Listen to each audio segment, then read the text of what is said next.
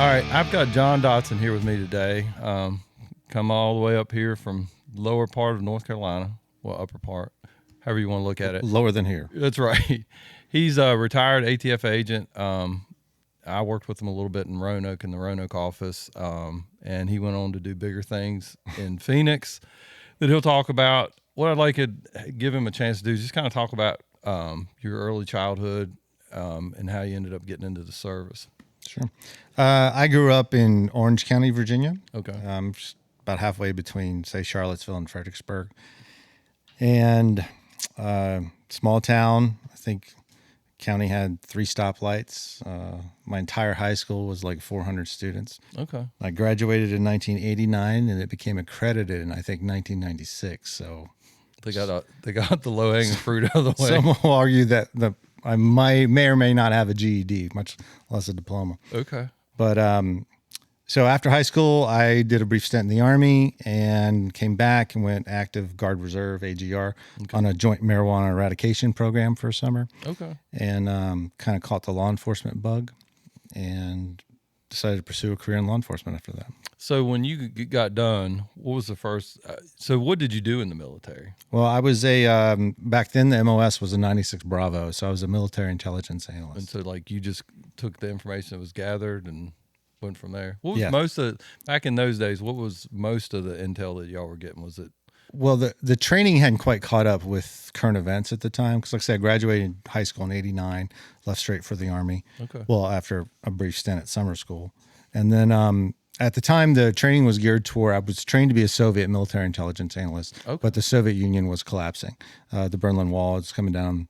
And so then I reclassified, same MOS, but I did a specialization in what the Army called, at the time, LIC, low intensity conflict, specializing in Central and South American countries. Oh, so cool. So you kind of were on the cutting edge of what we would have gone into when the global war of terror kicked off. Yes. Okay.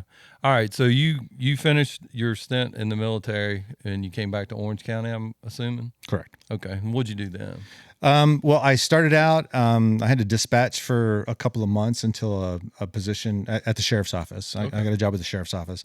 I started out dispatching for a couple of months until a position on the road opened up. Okay. And then I went to the academy. All right. So what academy did you go to? It was the Rockingham Regional Criminal Justice Academy down just south of Fredericksburg. Okay. And at the time, my badge number was 18. I was the 18th deputy at the department. There were 8 of us to work the road, 24/7 road deputies. So 18 sworn deputies. Yes. Okay. And then you finished your career there. How many years did you work as a deputy? I was a deputy altogether for about... Well, I worked the road for 5 years, and I did that partially in Orange County, and then I eventually ended up in Loudoun County, which was a much bigger department, right? Northern Virginia. Okay. I went to Loudoun County. I was there for working the road for less than a year, and then got an initial. It wasn't a promotion at the time; it was a pre-assignment to narcotics because I was making a lot of dope cases out on the road. So they sent me what we would call TDY, but temporary assignment to narcotics. Okay. And then until a position opened up there, and I was promoted to detective, vice narcotics investigator. So talk a little bit about what it looked like. I know we've talked at length about how law enforcement's it's a little bit different now, not proactive, not nearly as proactive as you were going. Right. So what would an average night look like when you were doing a proactive patrol inside of either Orange or Loudoun County? Well, I got to tell you, I was very fortunate when I first started. I had a great sergeant, and he explained it to me very early that, we can track all the tickets that you write, and we can track the number of arrests that you make. But the one thing that we can never track is how many crimes you prevent, and those are the most important. So we were taught whenever you had paperwork to do or a phone call to make, and this is back before cell phones. Like we were issued a roll of quarters to go to payphones and make, call when dispatch would call us, give the office a 21, we'd have to go and find a payphone. But whenever you're driving by a business in the middle of the night, stop, hit it with your alley lights, do a turn, go through, check cars in the parking lot. All these were the proactive things that we used to do. And like it was explained to me, and I didn't understand the importance of it at the time, especially as law enforcement agencies were getting into the UCR reporting and trying to track stats on everything, is that these intangibles that you can't keep track of, but they actually mean the most. Like, this is what you're doing. You're, protecting and serving at its utmost when you're preventing something from happening in the first place. That's awesome. So you finished your time in Loudoun County, become a narcotics investigator. How did you transition to federal service? Well, during my time in Vice Narcotics, I was assigned to the DEA HIDTA task force out of Annandale, which is HIDTA is the high intensity drug trafficking area. And when I was with the county, okay, so to back up a little bit, when I was working the road, I'd make good dope cases. I'd have to turn those off to a narcotics investigator. That would frustrate me. So I became a narc. After making good cases in narcotics, I get frustrated having to turn those over to the feds.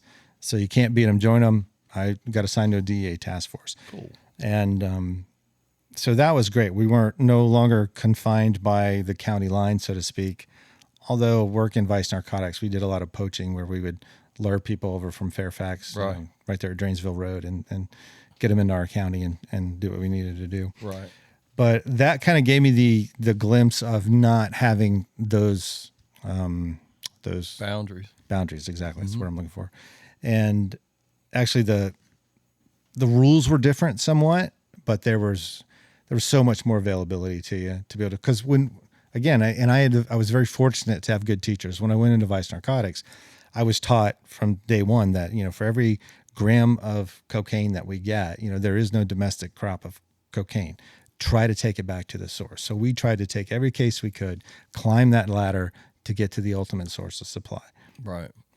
And so at some point when you were doing narcotics, you were like, hey, I'm really getting frustrated with the cases like this. So what made you decide to go to the federal government? Well, one of the deciding factors was when I was with DEA, in order for agents to get what's called their 13, their grade level 13, they had to submit a packet. It wasn't quite a promotion, but it had to be approved, and they had certain boxes they had to check. Okay. So I was making all these cases, and like my entire unit did. Like, we worked hard, everyone. But DA agents would come up to me and ask if they could sign off and be a co-case agent on my case because they needed to check the box for wiretap or for informant handling or undercover operations or seizures of this, and so that they could submit their 13 packet and get their pay raise. So I was helping all these DEA agents get their pay raise to make what was nearly twice what I was making at the time. Right. And so then that got me thinking I need to throw my ring in the hat and try to get picked up by the feds. Okay. And how did you end up? So you're still working narcotics. You put in an application. How did that work for you? Well, I applied for ATF. There was an ATF group in our building in Annandale at the time. Okay. And so I applied there. And the only ATF agents I knew were a couple of guys that I worked cases with back once at the task force and another time in Loudoun. And so I applied, and they kind of rushed me through the process. I did my interview and my testing, and at the time ATF had to take the Treasury exam, the Treasury enforcement. And everybody, that's what they got a ton of people. I walked out of that room saying, okay, well, I will never work for Treasury because there's no way I can't passed add that test at all. You can't add, can't subtract. Right. It was. Everybody I've ever talked to said the Treasury exam was just a beast. Yeah, it was a beast. It really was. But you made it through it. I guess so. A couple of weeks later, I got a thing in the mail that said I had passed. Okay. And then, like I say, they brought me in for the interview, and I did my psych and my physical. And for the first, I want to say 4 months, it was really hurry, like get me through. And then just quiet, nothing. Didn't hear nothing. Completely dark. And then 2 years later, I was on a search warrant in Sterling Park with the Vice Narcotics Squad, and my phone rings. And I answered, and it was this woman. Her name was Charlotte. I can't remember her last name. And she's like, yeah, I want to offer you a job with ATF. And I said, what are you talking about? Like, that was 2 years ago. I haven't heard from you. I thought I was a no-go. And she says, no, we want to offer you a job. Can you start, I think it was a little less than a month, and out of the Roanoke field office eventually. Oh, that's cool. So I accepted, and so what was the academy? What was the training like for ATF? Well, the ATF training is two-part. It's at Glencoe, Georgia. Okay. It's just outside of Brunswick, or technically part of Brunswick. But you have to go through what's called the criminal investigator course, right? You get your CI school. Okay. That's to get your actual, what the federal government series is called 1811 for criminal investigator. Okay. So you go through CI school, And at the time, that was about 10 or 11 weeks. Okay. And when I went through, it was still so closely past 9/11 that it was still 6 days a week. Okay. Because they were trying to rush agents through at the time. And so that was your basic law enforcement things, your control and arrest techniques, your law, your ethics, your driving, PT almost every day. Well, definitely every day. If we didn't have it with FLETC, then ATF cadre came over from the academy and we'd have it with them. Okay. And it was very reminiscent of what I had done in my local, police academy, Right. but obviously more geared toward federal statute, federal law, federal standards. Okay.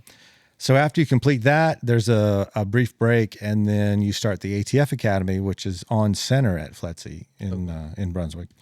And that was 3 months long, and that's where you learn ATF's specific enforcement The way operations. they do things. Yes. Okay. All right. So you get done with school in Georgia, and then you come back. Where did you end up your first assignment? Well, my first assignment was out of the Roanoke field office, but I was to be assigned to a brand new satellite office in Harrisonburg, Virginia. So it was me and a senior agent were the only 2 ATF personnel there. And we were housed in a small ICE facility, but we worked primarily with the Rush Drug Task Force at the time, the Rockingham University, Shenandoah, and Harrisonburg Task Force. Okay. All right. And so talk about like any cases that stand out to you while you're in Roanoke that you're like, hey, this was significant. Well, yeah, we had several significant cases, and not only the ones in Roanoke, but the ones that we would come down and help the guys in Roanoke with regularly. But back then, at that time, the biggest problem that we were having was meth was hitting the area hard. Okay. And it was a lot. This is my time with the county when I was in Vice Narcotics. I went to DA Cleat School, the Clean Lab Enforcement Team. Right. And so even though we didn't have a lot of labs in Loudon, if you're Cleat certified, you would get called out to go on. Right. So we would go out and do lab work and, in other places. But in Harrisonburg, we didn't have a lot of labs, a lot of the Nazi labs, the car trunk labs, things like that. But nothing major. It was just pounds and pounds of really high quality methamphetamine, crystal meth hitting the area and hitting the streets. And so we were working those, with the Rush Drug Task Force, as well as any time that, a weapon was involved in the narcotics trafficking or, convicted felons with weapons. So any other violent crime that was occurred. So what did you feel like was the cause? I mean, was it geographic location as far as Harrisonburg? I know Harrisonburg's always had a high concentration of methamphetamine for whatever reason. Anything that stood out to you as why that is the case based on your experience there? I mean, my experience has always been, it seems like the different areas, be they certain geographic or demographic situations, exist to where one drug of choice takes over predominantly more than another one. And sometimes it's totally opposite to what you might think. Okay. But it just, for whatever reason, and I don't even pretend to be, in the weeds or the psychology enough of it to understand why, but meth is what was hitting. That's just what was in Harrisonburg. Yeah. But in Northern Virginia, working the DC area, it was crack and heroin. So I knew crack and heroin like the back of my hand.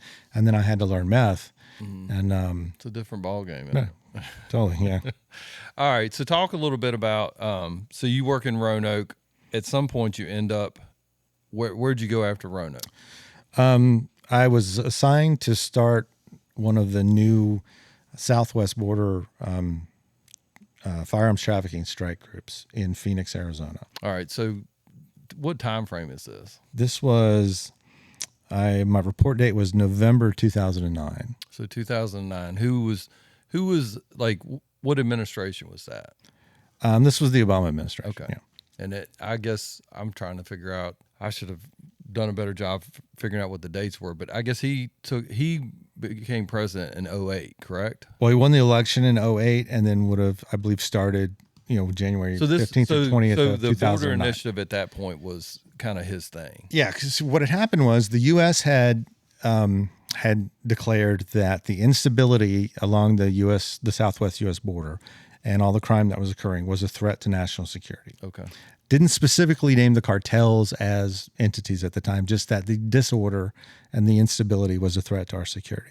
Okay. So that opened up the floodgates of how to work the cartel problem Okay. in Mexico. So a lot of money was allocated to do this, not only to ATF, but to other agencies. Okay.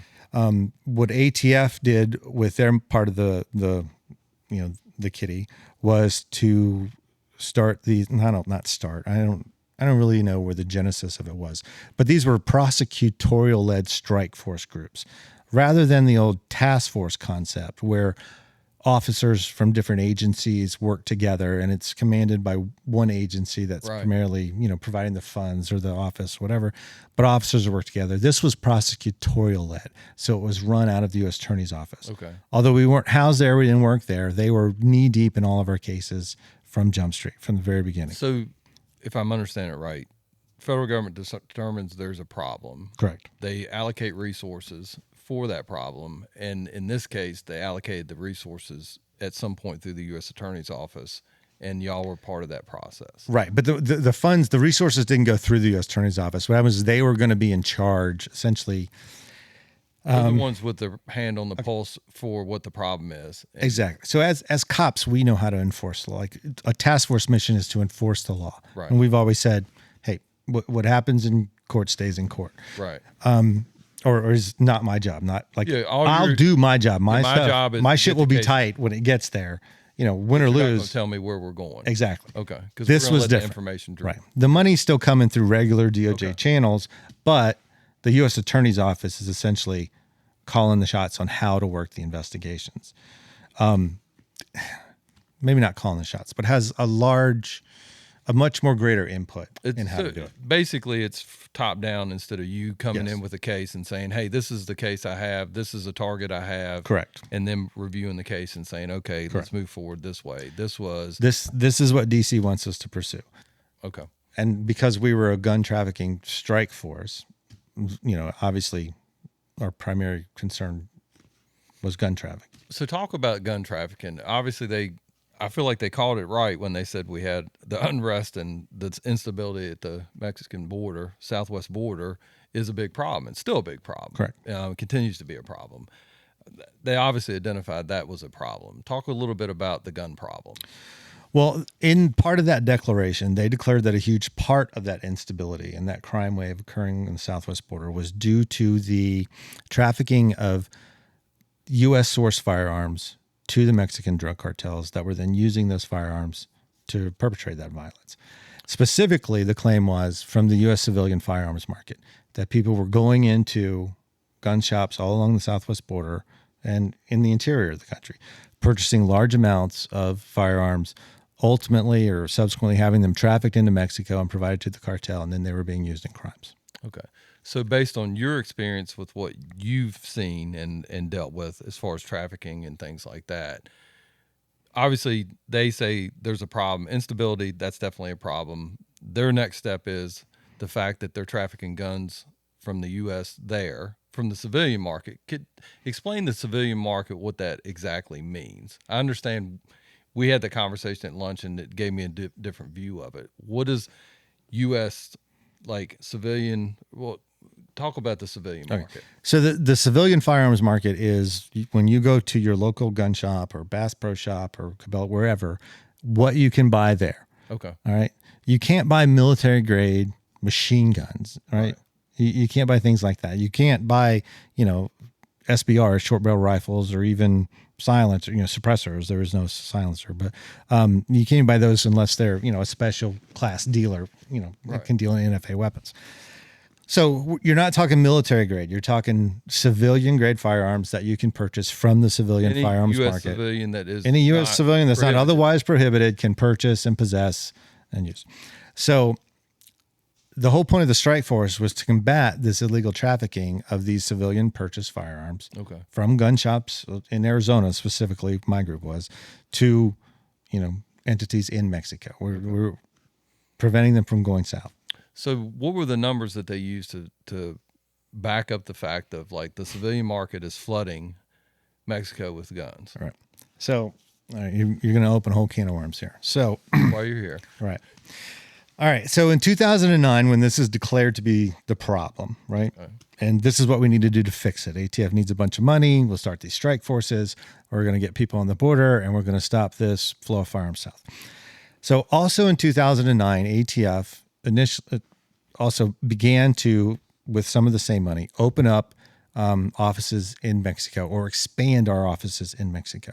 We even launched what we call Spanish E-Trace, which E-Trace is a computer system when a law enforcement agency in the country recovers a firearm or seizes a firearm, they enter it in E-Trace, and we can, ATF record section, can conduct a trace and get you to the first point of retail sale on that firearm. Okay. So what that means is you have the manufacturer through the wholesaler to the distributor to the local gun shop and who purchased it from them, who filled out the form, the 4473. Okay. Right. The tracing center has access to that data. Sometimes it's a very slow process because it's still primarily just a paper system, although they have tried to automate it. So ATF launches Spanish E-Trace and sends agents, signs them to Mexico to teach Mexican governmental authorities how to submit traces of firearms into these things. Now, what happens is rather than as a firearm is seized, they enter it in the tracing system. Mexico takes their vaults, which is full of firearms that have been seized for sometimes decades, and they dump all of these into the system at one time. Okay. All right. Matter of fact, ATF Tracing Center gets a disc from some of our people in Mexico, like I think it was 2 compact discs that has 45,000 different firearms on it from various vaults in and around that section of Mexico that send them discs. They're all automatically dumped into the tracing center. Now, what people have to understand is in order to successfully trace a firearm, the only way that ATF can successfully trace it is it has to have a U.S. nexus in the first place. Okay. It means it was manufactured in the U.S. or imported into the U.S. at some point. And it will literally be stamped. Manufactured in the U.S., imported in the U.S. Okay. Other than that, we can't trace it.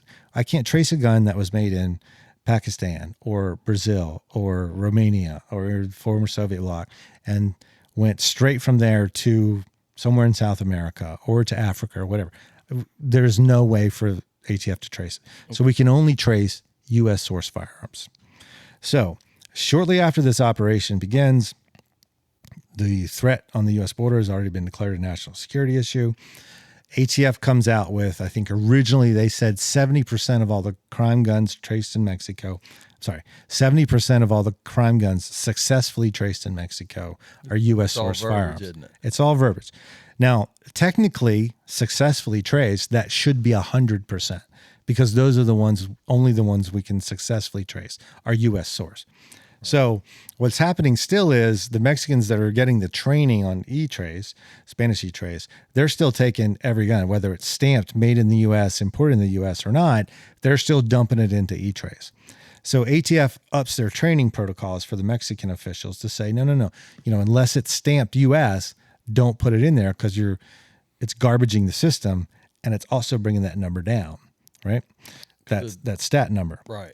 Which is what we're looking for. What ATF wants. You could argue what they're looking for, but I'm telling you, in order to successfully trace it, it's got to have that stamp on it, either manufactured in or imported into. Okay.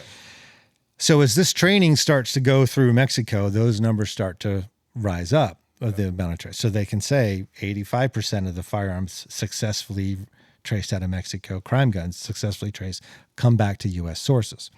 So this is fueling the fire of, okay, the American civilian firearms market is responsible for all this violence. I mean, when you have cartel violence, you have a birthday party shot up and 3 of the 5 guns recovered come back to U.S. sources. Well, that's horrible. We have to do something about this. However, what ATF is neglecting to tell the public, and I believe neglecting to tell people on the Hill when they ask for this information, is that their definition of a U.S. firearm is not confined to the civilian firearms market, meaning it didn't come from a dealer. The vast majority of those crime guns recovered in Mexico that can be successfully traced back to either direct purchases from the U.S. government to the Mexican government or direct purchases by the Mexican government from an American manufacturer. So much so that of the successful traces of the gun, 75% of them are direct government-to-government sales or direct purchases by the Mexican government, never entering the U.S. civilian firearms market. And the vast majority of them are not even weapons that you can purchase on the U.S. civilian firearms market. They are military-grade machine guns. And so like what I'm hearing you say is ATF identifies the U.S. government identifies a problem. ATF rushes to correct that problem because they are the preeminent investigative authority as far as guns are concerned. However, if I hear you correctly, the system that they have, the E-Trace system, only applies to one thing, and so it's just not matching up. Would that be accurate? Close. I think your sequence is out a little bit. All right, so give me the sequence. I don't think it's identifying a problem then coming up with a solution. I think it's saying, hey, we're the solution. Okay, so declaring a problem, whether it exists or not. Right. Declaring yourself the solution to it. Okay. Right? And then when you realize the data doesn't match the problem, we'll get the data that matches the problem. We've already declared ourselves the solution. Now help me prove the problem. Okay. All right. All right?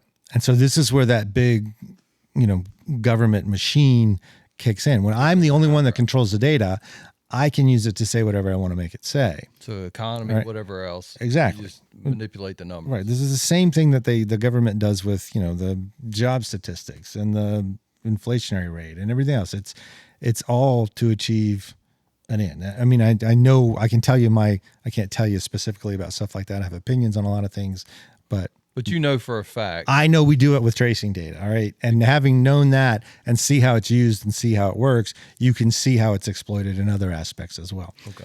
So ATF, there's violence happening on the Mexican government, and I think people genuinely believed and hate the U.S. civilian firearms market so much, then determined that it had to be the problem. So then they declare a solution. When the data doesn't match it, they launch Spanish E-Trace. We start teaching the Mexican authorities how to use it. Okay. Then what we do is we either carefully disguise the definition of U.S. source firearm or just refuse to define it at all to anyone. Not that anyone has asked. To my knowledge, ATF has never been pressed on define a U.S. source firearm. ATF, I think they used to, I don't know if they still do, I've been retired a couple of years now, once a year have a press conference where they release this data, which they should not do. All right. It's clear that you can't release that data for other than criminal justice purposes. It says when anybody that has an E-Trace account can look on it, and it says right on there for that. So they still do it, and they still say the same. So you think, based on your experience, it is a effort by the ATF on an annual basis to release statistics. Explain that a little bit. Well, I don't think it's an effort that they do. I mean, for some people, it's an effort. For some people, it's a responsibility. It had become to the point of an annual thing where they just did it, right? And the information they're releasing is what? They're releasing the trace data, which people have to understand. E-Trace was never designed to be a data engine, right? It's not a statistical engine. What it is, it's designed to be a lead generation tool, right? So if I'm in my area working as an agent, and all of a sudden there are a lot of guns being recovered, and I can check where they're being traced from, and they're all coming out of Chicago or coming out of, Houston, wherever. Right. Then I can say, okay, what's the connection here? How are these guns getting from one area to another, and why? That's what it's generated for. It's not a statistical engine. However, ATF uses that data in that way to put out these numbers about the crime guns in Mexico. Okay. Now, during this point of where we are with these trade negotiations stuff, you have the Mexican government who have openly said, have been saying for years, we're not going to do anything about the drugs going into the U.S. until you do something about the guns coming down here. Whereas if anyone that was in the weeds on the information could go to the Mexican government and say, you know what, here, I can stop 75% of the crime guns from hitting Mexico overnight, instantly, with a stroke of a pen. No more government-to-government sales, and I'm revoking Mexico's, we have foreign FFLs. We give them a license so that they can purchase directly from manufacturers, and the export licenses are in effect where they can ship them straight to the Mexican government. I'm going to stop all that overnight. Bam, 75% of the crime guns hitting the street in Mexico are done. But it also does away with the thing that you hear repeated on a constant basis. It almost like a tit for tat. The United States has this insatiable appetite for drugs, and they're saying, well, the Americans are extremely violent, they have all these guns, stop sending us your guns. And right, it's kind of like a blame game, right? So I'm saying, in order to quell that, you could stop that by saying, okay, I will stop 3/4 of all the crime guns from hitting Mexico by denying your government the ability to purchase them hands right out. So when you say the 75%, that's based on the Spanish E-Trace. No. Yeah. Well, that's based on E-Trace data. Any agent out there that has an E-Trace account can run this. All right. When you open up your E-Trace account, it can generate a statistical report, do recovery location Mexico, and you can put in any 12-month time frame between 2009 when we launched Spanish E-Trace until today, or actually until 3 months ago, the last time I had somebody do it. Right. And during any 12-month period, you will see 70% of the crime guns that are recovered during that period are direct government-to-government sales or direct purchases by the Mexican government. So I want to get a little bit into what you dealt with when you dealt with the Phoenix, and then maybe circle back to like how, as the average American citizen, how do you demand answers for exactly what you just described? I'd like to circle back to that, but let's talk a little bit about Phoenix. You get assigned down there, you're on this strike force, and what did you see? We talked about it a little bit, but like you've been at that point, what do you have? Eight years of experience between your law enforcement experience, local law enforcement, federal service as a task force officer, and then with ATF. How many years of service do you have when you hit Phoenix, Arizona? I don't know. I'd been in law enforcement over 15 years. All right, so you have an extensive. This is the way. This is. I don't want to say proper, because I think we talked a little bit about that at lunch. We all understand there might be a bigger picture, and that bigger picture might tell me something different than what I'm actually seeing. You know, maybe I don't know what the intent. I think we all, anyone in the military, the biggest part of an operation to order is the commander's intent. You may not know what the big picture is. So talk about what you experienced in Phoenix. So when I first got to Phoenix, and well, actually backtrack a little bit. So I got orders to go to Phoenix in probably September of 2009. Okay. Sometime between then and November, I got a phone call from the gentleman who would be my supervisor. Okay. And it was he was in Minnesota, I think at the time. It was going to be his first assignment as a supervisor. And he's telling me about this case that they have going. It's a really big case, and we're going to do a wire. It's going to be awesome. And I remember sitting in my office in Harrisonburg and telling him, I was like, look, man, having, big cases are big problems. Having done a couple of wires, like if there's any way we can avoid doing a wire, let's do that. Oh no, this is going to be great. It's well, we'll see when we get there. Like, let's take a look at it. Right. Okay. So then I get to Phoenix, and I get read in on the case, probably my second day, after processing in and getting a car and stuff like that.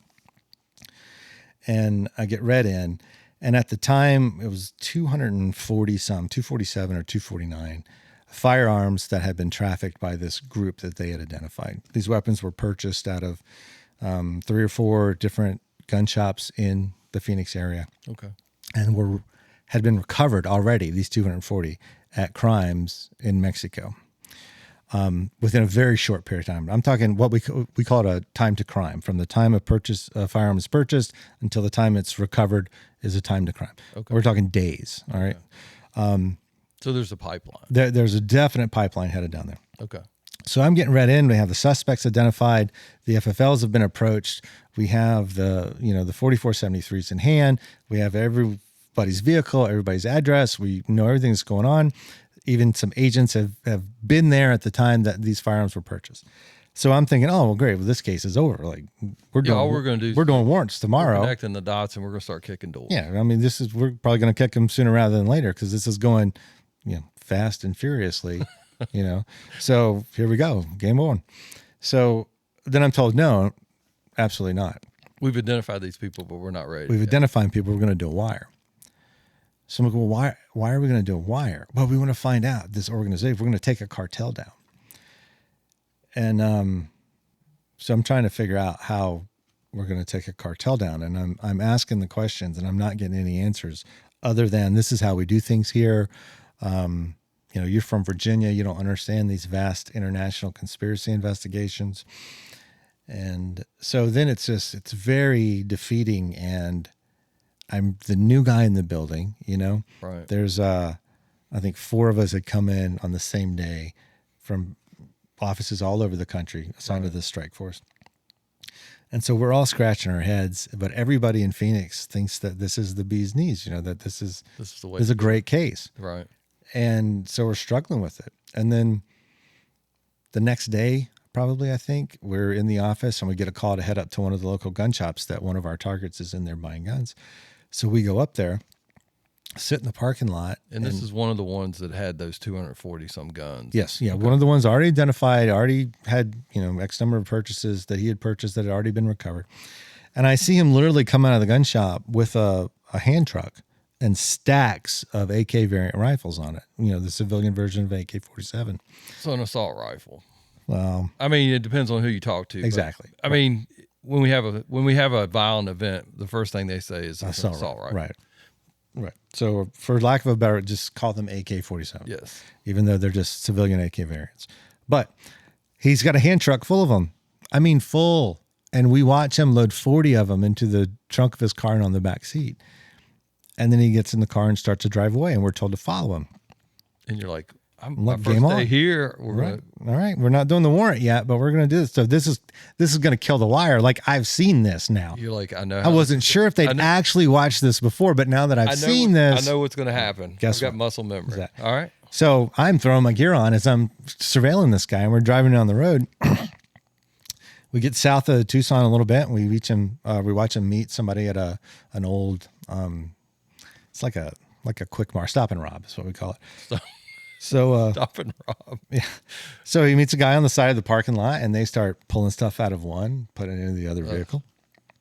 So like, great, 2 targets. When are we taking them? Taking them now? No, we're waiting. All right, everybody get ready. Here we go. So they load the 40 some AKs into the other vehicle. I think it was a Jeep Cherokee. Our guy heads back north toward Phoenix. That vehicle heads south. So I'm calling on the radio. Who's got who? Let's go. And I'm told, no, stand down, head back to the office. We got what we need. And I'm just dumbfounded. All right. So at that point, you'd worked a ton of cases. Yes. Don't let money walk. Don't let money walk. Definitely don't let guns walk. You never let guns walk. As a matter of fact, if you lost sight of a gun during a case, even if it was a gun that had been altered to never allowed to be fired. Right.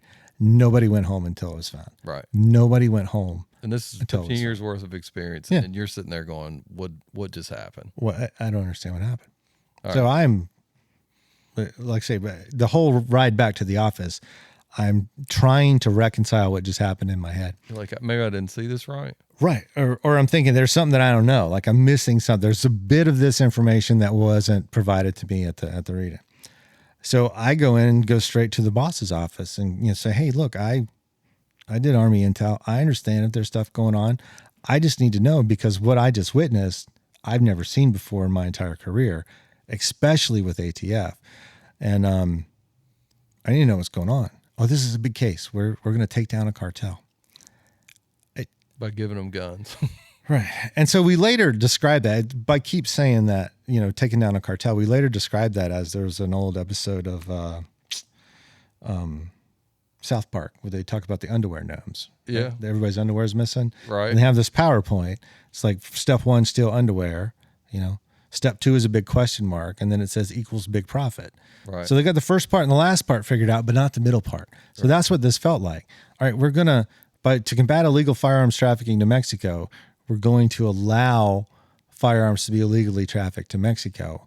And not with the normal source that you're experiencing. Right. Trace has shown you. Right. How they normally get them. Right. You're flooding it with a different We're market. flooding them from the civilian firearms market. Okay. And we're going to take down a cartel. Like you can't get there from here. It doesn't make sense. So that's when the beatings start, for lack of a better way of putting it. I mean, you've always struck me as somebody that just rolls with the punches. Did that not happen in Phoenix? No, it took some pretty heavy-handed convincing. And still then, ultimately, I complained and bitched so much that they threw me out of the building, Okay. Turned off all my passes, denied me access on my computer systems, assigned me to the FBI's Joint Terrorism Task Force on the other side of town, and told me not to come back. So you got the red tag, doesn't play well with others, may bite. Exactly. Let's send them to the FBI and maybe they can fix them. I even told them at one point in the office, I asked the case agent, she asked me, she said, and there was a part of her where I think, because she had been a cop before as well, and I think there was a part of her that understood her, that she had some internal turmoil over it. But when you have everyone in your agency, I mean, all the way up to the director, playing slap and tickle, giving you attaboys about how good it is. And then you got DOJ all the way up to the, assistant attorney general, deputy attorney general, telling you how great this case is and what a good job you're doing, everything like that she was struggling with it. And so she asked me what I thought about the case. And I said, don't ask me questions you don't know the answer to. And so what did you tell her about the case? Like, what is your unedited version of the case? Well, I told him it was no different. Why don't we just, you remember churning cases? Mm-hmm. I was like, why don't we just do this as a churning case? Like, we'll sell the guns directly because it's no different from what we're doing right now. Like, not only are we watching this happen, first of all, you have to understand, not only are we watching this to happen, okay? We're facilitating. The reason we identified these people and we knew about it was because the FFLs called us and said, hey, I got a guy bringing a Crown Royal bag full of cash in here, wants to buy 20 AK-47s. Like, what do you want me to do? Nah, we got this. Go ahead and sell it to him. So the FFLs are trying to report it. The ones everybody wants to say. The ones that everybody wants to shut down and blame for everything are the ones that gave us the information in the first place. So they're not like these sneaky back. No, the vast majority of FFLs are just small American business owners, right? Right. That have been more than helpful in and here's an example of them trying to do the right thing and being lied to by us. Telling them that we've got this. Like, don't worry about it. We're on this. Right. But I don't want to do the sale. It's okay. We've got you.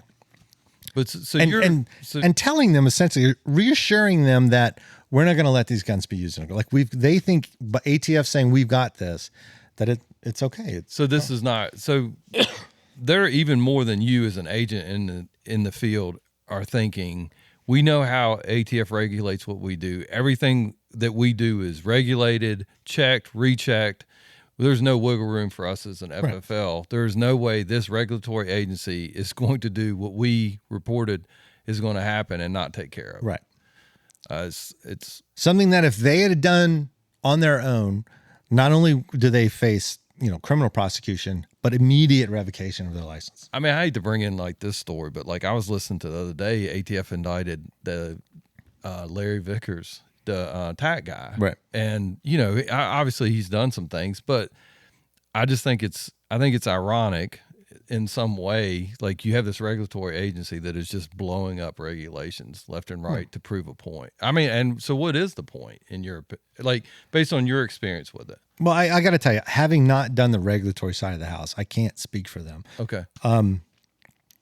I have heard from FFLs before the unfairness that they feel from our regulatory side. Okay. I know some regulatory inspectors. Some of them are really good people. I know some that I would not disagree if you said we're agenda driven in a certain way. Okay. So I understand the FFL's frustration with them. And I understand, like I said, the good ones, when they go in there, the FFL thinks that they don't know that that's one of the good ones. You know what I mean? They just see. They just know the last ATF regulatory person that came in here tried to shut me down. Yeah, busted their balls. Right. Okay. Right. And I'm not saying it doesn't need to happen. Like, not all FFLs are perfect. Some make honest mistakes. Some make a lot of them. Some are careless. And there are some dirty ones. But my experience has been very few. Very few. The vast majority are just, hardworking small business owners. So let's go to, what was the final straw for you to take all that you had invested into an agency and look at it and go, I've got to do something? What was the event that caused you to be like, I can't deal with this anymore? I mean, I feel like it is very clear. I read your book and it was very clear. You were telling everybody that would listen, this is a problem. This is a problem. What did you describe that was going to be a problem that happened just like it?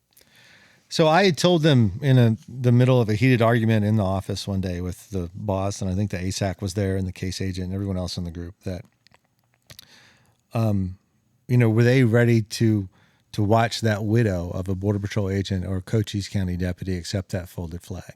Because it was going to happen. It wasn't a matter of if, it was only a matter of when. The folded flag is like because they were killed in the line of duty. Right, off their casket because they were killed in the line of duty. Yeah. And after that, I was that's right before I was thrown out. And so once I was sent to the FBI, and I'm not proud of this point, but being away from it and not having to see it and not having it thrown in my face and not getting beat up every day, the mentality was, they're going to sink their ship. Let them do it. I'm out. I got nothing to do with it You anymore. told him at that point. I mean, I think it's easy for you as a person to sit there and go like, I could have done more, but I think at some point you look at it and go, I'm going to do what I feel like is best. I'm on this joint terrorism task force. I'm sure y'all are doing great things. I mean, would that be accurate? Yeah. And so, like, I mean, you can beat your head against the wall a certain amount of time, and I think we talked about that, and we'll circle back to that. Yeah, but so it's just it's that, complacency. It's not bothering me anymore. So why am I worried about it? And that's the part that I struggle with. But I think, and that was me. Like that was me saying that. And it's okay. It's on them now. I'm out. I've done everything. I've said everything. I've said my piece. Nobody listens. All I got was beat up for it. So I'm out, and I'm glad I'm out. Drive your train off the tracks. I don't care. I'm done.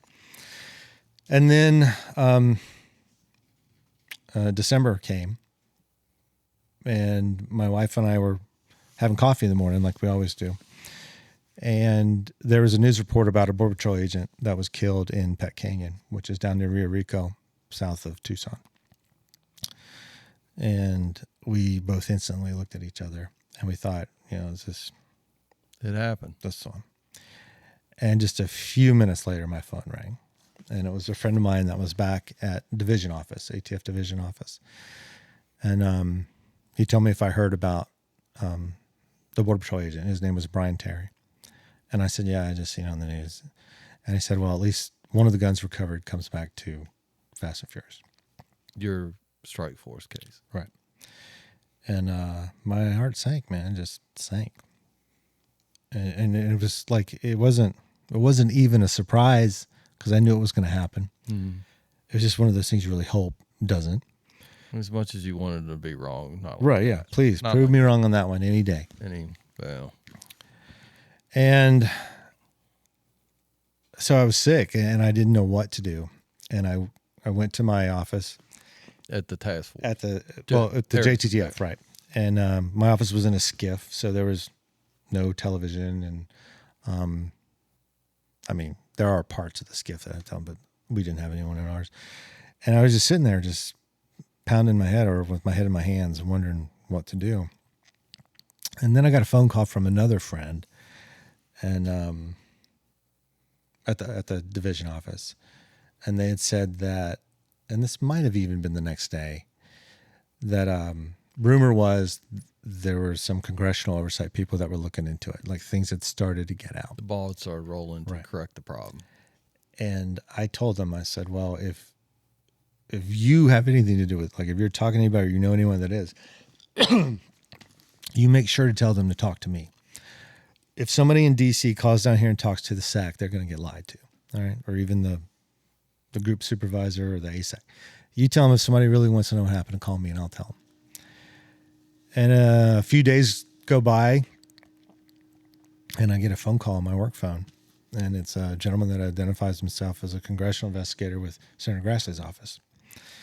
And it was three of them on the phone. They were having me on speakerphone. And they said that they had questions about the Operation Fast and Furious to ask me. So I asked them to hang on for a second. I was able to verify that they were who they said they were. And I said, okay, I will answer any question that you have except for one, and that's why. Because the story I'm about to tell you makes no sense, and you're going to ask me why, and I don't know the answer to it. I can tell you what they told me, but I cannot answer why. I can't even wrap my head around it. I was in it. And I said, the second thing I want to tell you is the minute I'm done talking to you, I'm going to tell ATF that I talked to you because I'm not going to stab them in the back. And they said, we encourage you not to do that. We don't want you retaliated against. Well, your release, your disclosures to Congress are confidential. We will never tell them. And I said, I'm not going to do that. Like I said, if that's going to hurt your investigation, talk to me last. Do everything else you need to first and then talk to me because I'm going to tell ATF. And they said, no, it's not going to hurt us. It might hurt you, but okay. And so I told them. And so not only did you, so at that point, did you have whistleblower status or how exactly does that work? I don't want to say we were laughing at lunch, but we were talking about like one of the things that was a benefit for you is your annual training that you had about the whistleblower right, yeah. paid off for you. Right. Yeah. Yeah, they used to make us do the online training, and one 2-hour block of it every year is whistleblower training. And you're like, I'll never need this. But no, I went back and took it like during this to try to refresh memory on what everything. So you're like, right, what can be disclosed and what can, and who you can talk to, and I think that frustrated him as much as anything else. The fact that you stayed on the line, right, okay, and so yeah, from the minute I disclosed to Congress, the whistleblower protections were involved. Went in effect. Enacted. The problem is there's not much protection. People think that it is. It's not. The burden is on the whistleblower to prove that not only you were retaliated against, but it was done specifically because of your act of blowing the whistle. So that it's a narrow road. It's a very narrow road. When all your agency has to do is, pull up some, your next evaluation, they tell your supervisor to give you a bad one. Oh, here you go. Then you get canned for that, or you get dealt with for that. Right. Or any accusation. So it's not like a complete whitewash or like, hey, no, everybody thinks John's a good employee, so we're not going to retaliate. We're just he seems like his head's in the right place, so we're just going to. And people that think, oh, whistleblower protections, oh, you're untouchable. Oh, no. Far from it. Right, far from it. So talk a little bit about what you've recounted today. You pretty much said that, and with all the smoking guns, for lack of a better way of saying it, presented all that to congressional investigators, and what happens? I mean, you had to go in front of Congress. Right. Just go through that process. It's so hard. I don't even know where to start. Like, I mean, you're talking about the minutia of what happened during the process, or ultimately the end at the end of it. Just like skim over like the basic process. You report this. You report it to these congressional investigators. Go back and tell your RAC, I guess, at that point. Or? I called my ASAC because at the time, once they threw me out of the strike force, I was told that only communication I could have with ATF would be through him, through my ASAC at the time. Okay, all right. So they pushed you completely out of the chain of command, and you were reporting directly to an ASAC, and ASAC who had made it clear to everyone that communications with Agent Dodson was detrimental to anyone's ATF career. You weren't singled out, were you? No, not a bit. Not at all. All right, so you go through the whistle. So at what point do you end up in front of Congress? And I mean, what triggered that? Well, first of all, I want to say apparently there were other people talking to congressional investigators, and I still to this day don't know initially how they caught wind of it in the first place. So I by no means want to say that I was the only one. But you're here telling your story. Right. I'm just here telling my story. So how I ended up in front of Congress was because, so Senator Grassley's office had sent, and you got to figure at the time, the Republicans were in charge of the Senate, but the Democrats had the House. Okay. So subpoena authority, no, that was wrong. Democrats had the Senate, Republicans had the House. Subpoena authority only belongs in the party that's in power. That controls the House. So like Senator Grassley at the time was the minority head of the commission that he was on. Okay. So they were trying to get Chairman Issa, who was in the House side, a congressman, because he would have subpoena power as the head of the HOGAR, the House Oversight and Government Reform Committee. Okay. So until that happened, like there's, I guess, all kinds of stuff happening on that up on the hill. So the information at that point, what you had told him had gotten out. The information was available. Well, it was about to get out. And see, what happened was I was told that it's dead in the water. I give him the information and the reports, like the documents to the congressional investigators. To the congressional investigators. Okay. They had sent a letter to the Attorney General of the United States at the time, Eric Holder. Okay.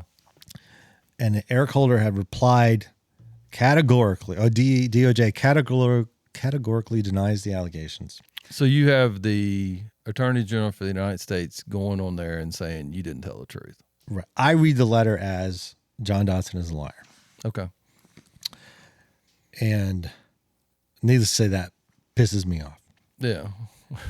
Got a little frustrated. Right. So right around the same time, I get a call from a reporter. Okay. Calls me on my wife's cell phone, as a matter of fact. And I answer the phone.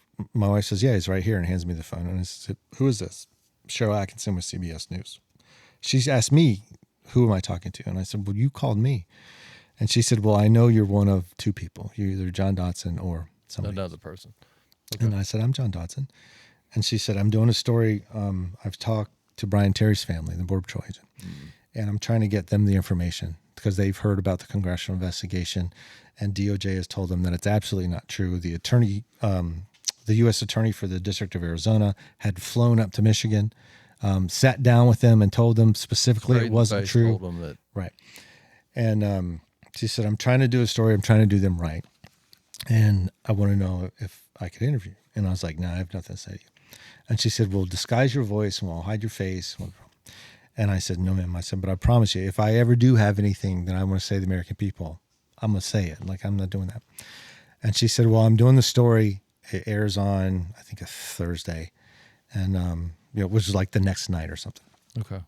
And she said, well, you watch it and just, I want you to see it. And you can see I'm trying to do the right thing. For his family. Okay. And so I watched it, and I could tell by the people that she was talking to and the information that she had. It's incomplete. It's 100% incomplete. But they were people that knew people that had information. Like none of them were direct information. Right, but they had the right. And there were a couple of voices. There was nobody's picture. There was little silhouette things. It wasn't even silhouettes of them. It was like clipboard silhouette things of people up there. And the voices were distorted, and I knew the information was at best second party, probably third party. Definitely not somebody sitting where you were sitting. Right. But I could tell she was trying to do the right thing.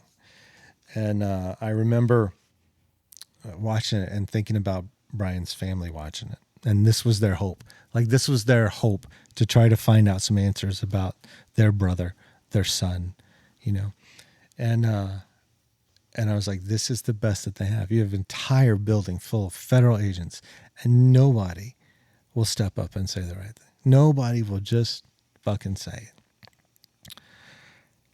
So I called Grassley staff, and I said, you set me up an interview with Cheryl Atkinson. And they said, we recommend against that because we can't.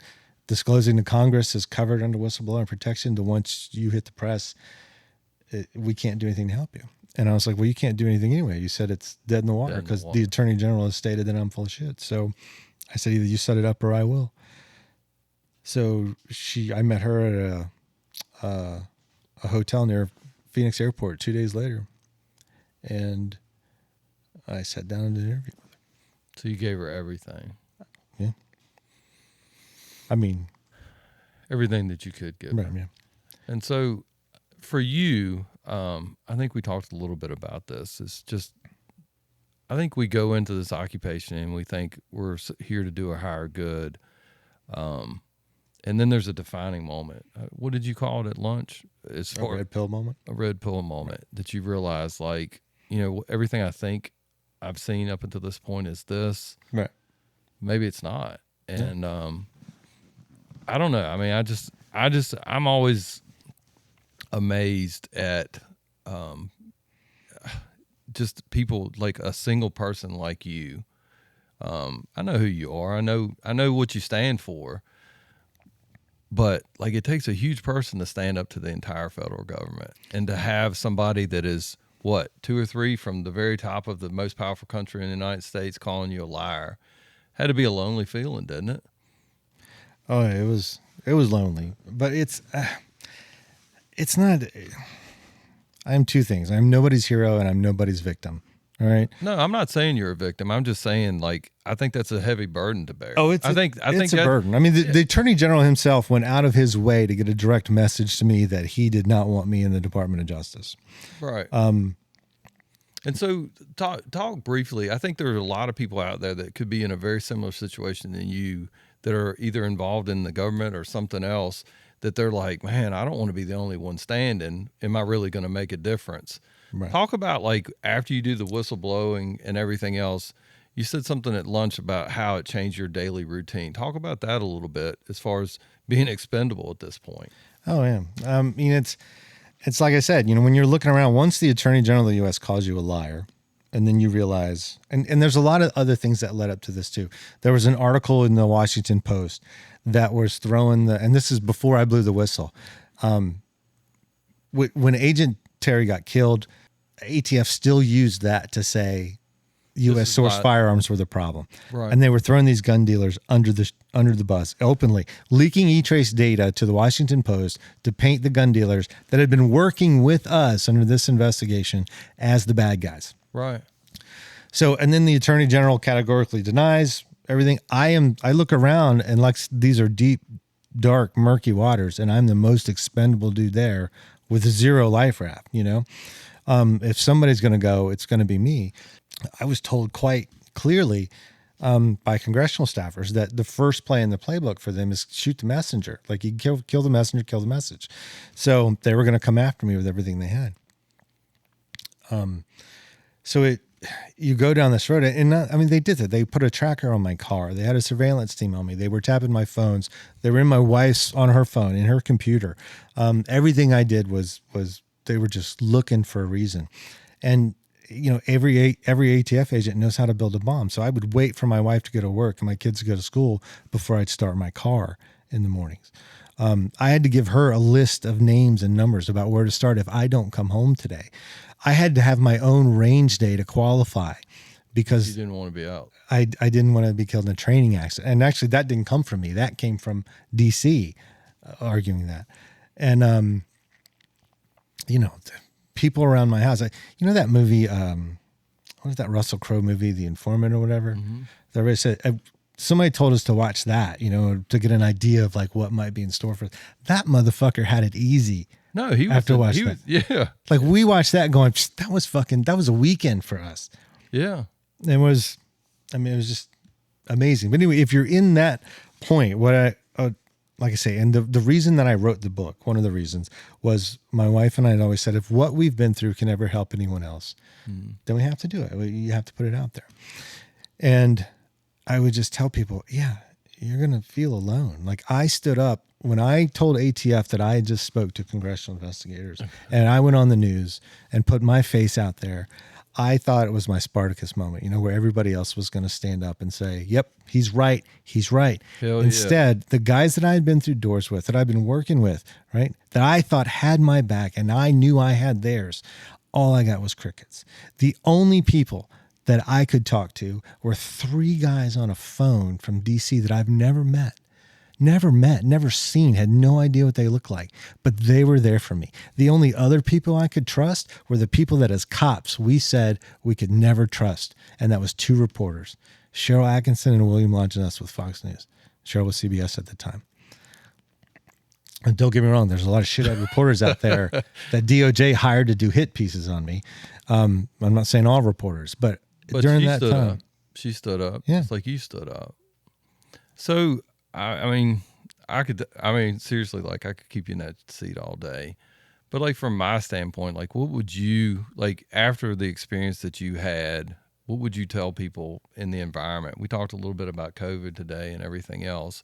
What would you tell the average citizen that doesn't have the depth of knowledge that you have of government? What would you tell them when they see something that's problematic? Don't believe what you read. What yeah, you can't. The government. Okay, I say the government is a giant self-licking ice cream cone. The federal government. All right.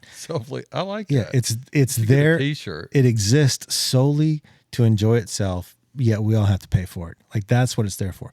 Do not think that someone is coming to save you, right? Because they're not.